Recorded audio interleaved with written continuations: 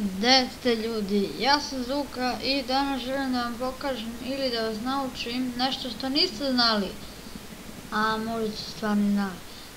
Ok, dakle želim da vam pokažem kako da budete nevidljivi, znači da budete nevidljivi i da izlazi onaj dim, da izađe onaj dim kad vi budete nevidljivi. Da vidimo kako to izgleda. Ako idemo ovako šetam, i ovdje mi izađe dim i kad izađe dim ja sam odmah nevidljiv. Dakle, ovo je prelako da se napravi, nije nešto, ali tu je. Ajmo da napravimo, samo malo.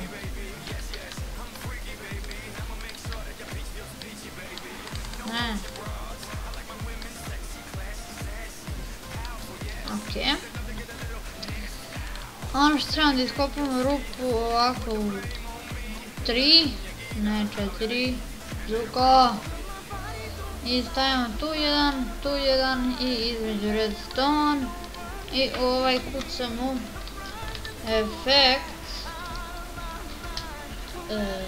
P14 vam je ID za invisible i onda stavim koliko sekundi, recimo 30, stavim četvorku kao što ja volim i ovamo kucam sound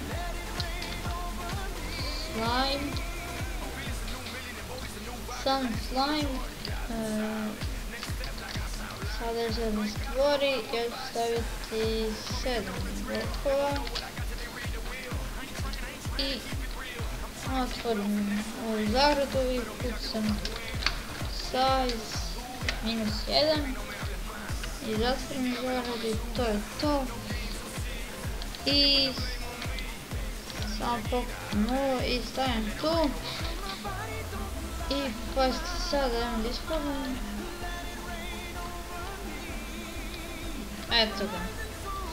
To je to ljudi. Nadam se da vam se sviđa tutorial, ako ne vidite. Još sam indijanac. Izlazi dim iz mene.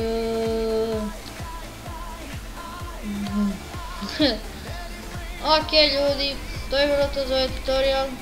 I ono je moj fan. Časka s ovcama. Gde si fane? Šta radiš? Ajde tamo kod tvoje, jedno selo tamo. A ne, on voli ovce, samo ovce gleda, to je moj čuvar ovac. I da ljudi, to je bilo to. Ukoliko vam se svidjelo, lajkujte, šerite, subscribe-ujte, vidimo se u sljedećoj epizodi. Hvala vam i čao.